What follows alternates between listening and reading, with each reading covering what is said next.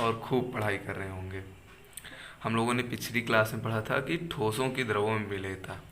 आज हम लोग बातचीत करेंगे कि गैसों की द्रवों में विलेयता क्या होती है, इसका क्या मतलब होता है।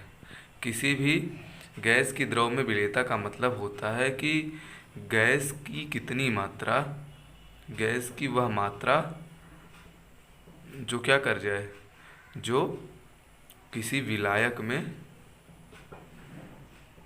घुल सके। ठीक है, तो उस मात्रा को क्या कहेंगे, उस मात्रा को कहेंगे उस गैस की उस द्रव में विलेयता है। ठीक, अगर इसकी हम अच्छी से परिभाषा का डिफिनीशन लिखें या परिभाषा लिखें तो क्या होगी कि किसी गैस की द्रव में विलेयता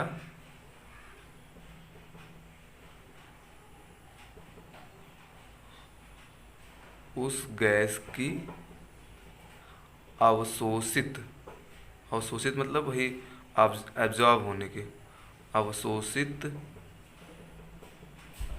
होने की क्षमता होती है। तो किसी गैस की द्रव में विलेयता उस गैस की उस द्रव में अवशोषित होने की क्षमता होती है, मतलब कितनी गैस उसमें अवशोषित हो जाएगी, उसको क्या कहेंगे, उसको कहेंगे विलेयता, किसकी, गैस की द्रव में। ठीक है, अब आगे समझते हैं क्या है इसके जो कारक है, मतलब किन चीज़ों पर ये डिपेंड करता है कि उसकी विलेयता बढ़ेगी या घटेगी। उसमें सबसे पहला चीज़ है दाब, और दूसरी चीज़ है उसकी उसका तापमान। ठीक है, इसके लिए एक साइंटिस्ट थे जिनका नाम है हेनरी। हेनरी ने कुछ एक्सपेरिमेंट करके कुछ बातें बताई हैं जिसको हमें जानना है। ठीक है, इसमें सब दाब के बारे में उन्होंने एक्सपेरिमेंट करके बताया। क्या बताया, उन्होंने लिया, मान लीजिए कि एक बॉक्स, और जिसमें उन्होंने कुछ गैस की मात्रा को, सॉरी पहले लिक्विड ये भर दिया, ये क्या है, ये द्रव है। ठीक है, और यहाँ पे लगा दिया उन्होंने क्या, एक पिस्टन। ठीक, और यहाँ पे क्या भरा हुआ है, यहाँ पे भरा हुआ है आपकी गैसेस भरी हुई हैं, ये क्या है, गैस है। ठीक, कुछ मात्रा इसमें इसमें भी गैस की मिली हुई है, लेकिन मात्रा थोड़ी कम है। ठीक, और ये नॉर्मल टेम्परेचर प्रेशर है, प्रेशर इस पे दाब नॉर्मल है, कम है। और दोबारा उन्होंने इसी पात्र में क्या किया, लिक्विड की मात्रा तो उतनी ही थी, नहीं बदली, लेकिन इसको प्रेशर बढ़ाकर टेम्परेचर को, ये पिस्टन को नीचे कर दिया। अब आपका पिस्टन यहाँ पे आ गया। मान लीजिए यहाँ पे अगर प्रेशर जो आपका था P 1 ATM था, 1 एटमॉस्फेयर, तो यहाँ मान लीजिए लगभग 10 ATM करके थोड़ा नीचे कर दिया। तो ये जो लिक्विड की में जो यहाँ पे जो गैस है, इसके लिए जगह कम बची, और यहाँ पे जो है हमारी जो लिक्विड है, लिक्विड के अंदर मतलब द्रव के अंदर जो गैस की मात्रा है वो क्या हो गई, बढ़ गई। ठीक है, द्रव की मात्रा, द्रव में गैस की मात्रा क्या क्या हो गई, बढ़ गई। तो उन्होंने क्या नियम बताया कि जैसे जैसे दाब बढ़ेगा तो वैसे वैसे क्या होगी, गैस की विलेयता, गैस की विलेयता क्या होगी, वो भी बढ़ेगी। एरो ऊपर दिखाने का मतलब मेरा क्या है कि विलेयता बढ़ रही है। तो हेनरी ने ये बताया कि दाब जो है अगर बढ़ेगा तो विलेयता क्या होगी, गैस की, वो बढ़ेगी। लेकिन उसी समय के, मतलब हेनरी के समय के ही एक वैज्ञानिक थे जिनका नाम था डाल्टन। डाल्टन ने कुछ बातें बताई। क्या बताया उन्होंने, कहा कि मान लीजिए जैसे हमारे एटमॉस्फेयर में गैस है, आपने यहाँ पे लिक्विड लिया, यहाँ पे आपने गैस ली थी, यहाँ पे पिस्टन, तो इस गैस में जरूरी नहीं कि केवल एक ही प्रकार की गैस हो, कई तरीके की गैस हो सकती है, मतलब हाइड्रोजन भी हो सकता है, ऑक्सीजन भी हो सकता है। तो अब आपको पता है जो गैस होती है वो क्या करती है, जिग जैग पाथ पर, मतलब रैंडम मोशन करती है, किसी भी दिशा में जा सकती है, कहीं भी जा सकती है। इसके पास गतिज ऊर्जा जो होती है वो क्या होती है, बहुत ज़्यादा होती है। गतिज ऊर्जा मतलब कि उसके मोशन करने की ऊर्जा बहुत अधिक होती है। तो अब ये मान लीजिए यहाँ पे एक पार्टिकल है, ये यहाँ भी टकरा सकता है, यहाँ भी टकरा सकता है, यहाँ भी इधर उधर जाके टकरा सकता है। तो इसके टक्कर, दीवारों पे टक्कर होने की वजह से क्या होगा, एक प्रेशर जनरेट होगा, दाब जनरेट होगा। अब वो हाइड्रोजन की वजह से भी हो सकता है, ऑक्सीजन की वजह से भी हो सकता है। लेकिन अगर कई सारी गैसें हैं तो कई सारी गैसों की वजह से हो सकता है। तो अगर एक गैस की विलेयता निकालेंगे या दाब की बात करेंगे तो उसको कहेंगे हम आंशिक दाब। क्या कहेंगे, आंशिक दाब कहेंगे। एक नया शब्द बताया, आंशिक दाब। आंशिक दाब का मतलब होता है जैसे कई सारी गैसें हैं तो कई सारी गैसें मिल करके दाब उत्पन्न कर रही हैं। अगर उसमें किसी एक गैस की बात करेंगे तो उसको कहेंगे आंशिक दाब, मतलब एक गैस का अंश है उसमें, उसकी वजह से दाब उत्पन्न हो रहा है। ठीक है।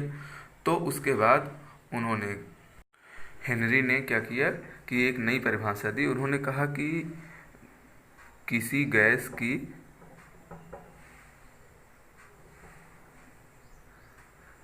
जो मात्रा होगी, की मात्रा क्या करेगी, बढ़ जाएगी, मतलब उसकी घुलनशीलता, सॉल्युबिलिटी, विलेयता बढ़ जाएगी अगर आंशिक दाब, उस दाब को क्या कहा, आंशिक दाब। आंशिक दाब क्या होगा, अगर बढ़ेगा तो मतलब आंशिक दाब बढ़ने की वजह से गैस की मात्रा बढ़ेगी। ठीक है। अब इस आंशिक दाब की मात्रा, गैस की मात्रा बताने के लिए हमारे पास कई सारे टर्मोलॉजीज हैं, कई सारे टर्म्स हैं। जैसे हमने भार प्रतिशतता पढ़ा, आयतनी प्रतिशतता पढ़ा, भार आयतनी प्रतिशतता पढ़ा, नॉर्मलता पढ़ा, मोलरता पढ़ा, मोललता पढ़ा, और हमने पढ़ी मोल प्रभास पढ़ा था। तो इन्होंने इसको टर्म को जो है यहाँ पे उन्होंने मोल प्रभास शब्द का यूज किया। मोल प्रभास भी क्या बताता है, मात्रा बताता है कि कितनी होती है। तो उन्होंने क्या कहा, तो इसको मैथमेटिकली अगर रिप्रेजेंट करें कि अगर दाब जो है बढ़ेगा, मतलब डायरेक्टली प्रोपोर्शनल होगा मोल प्रभास के। मोल प्रभास को हम एक्स से रिप्रेजेंट करते हैं। तो जैसे जैसे ये बढ़ेगा, दाब बढ़ेगा, वैसे वैसे मात्रा बढ़ेगी, मतलब मोल प्रभास बढ़ेगा। और इसको उन्होंने फिर इसको हटाने के लिए, प्रोपोर्शन को हटाने के लिए उन्होंने इक्वल साइन लगाया और एक कांस्टेंट लगाते हैं इक्वल साइन लाने के लिए, और इसको उन्होंने कहा जाता है हेनरी नियतांक, हेनरी कांस्टेंट। ठीक है। और इसकी मात्रा अलग अलग टेम्परेचर पर एक ही गैस की अलग अलग हो सकती है, या डिफरेंट डिफरेंट गैसेस की अलग हो सकती है। जैसे उन्होंने एक, तो पहली बात तो ये हमें पता चल गया कि दाब बढ़ेगा तो क्या होगा, विलेयता बढ़ेगी। ठीक। दूसरी बात, उन्होंने एक और एक्सपेरिमेंट किया। उन्होंने क्या किया, उन्होंने किया कि एक एक्सपेरिमेंट में जैसे ऑक्सीजन गैस की मात्रा ली और KH की वैल्यू को ध्यान में रखा, तो और टेम्परेचर को देखा। टेम्परेचर देखिए कैसे बढ़ेगा। उन्होंने 293 केल्विन के आसपास KH की ऑक्सीजन की वैल्यू जब देखी तो लगभग वो 35 के आसपास आ रही थी, नॉट एग्जैक्ट बट 35 के। और 303 के पे देखा तो लगभग 46 के आसपास आ रही है। तो मतलब जैसे जैसे टेम्परेचर बढ़ रहा है वैसे वैसे इसकी KH की वैल्यू बढ़ रही है। और जब KH बढ़ रहा है, आप देख लीजिए कि KH की वैल्यू कैसे निकली। KH इक्वल्स टू, ये मल्टीप्लाई है तो इसमें डिवाइड हो जाएगा, गुणा है तो भाग हो जाएगा, P/X। यहाँ से हम कह सकते हैं KH इज रेसिप्रोकल, मतलब उल्टा है x के। मतलब यहाँ से ये निकल के आ रहा है कि जब KH बढ़ेगा तो ये घटेगा।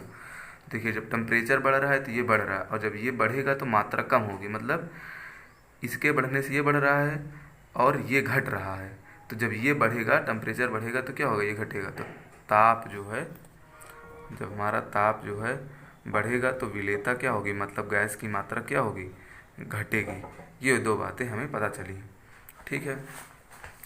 तो हम कह सकते हैं कि प्रभाव में या कारक में कह सकते हैं कि नंबर 1 में दाब जो है, दाब बढ़ेगा तो विलेयता बढ़ जाएगी। और दूसरी बात, अगर दाब घटे, ताप बढ़ेगा तो विलेयता घट जाएगी।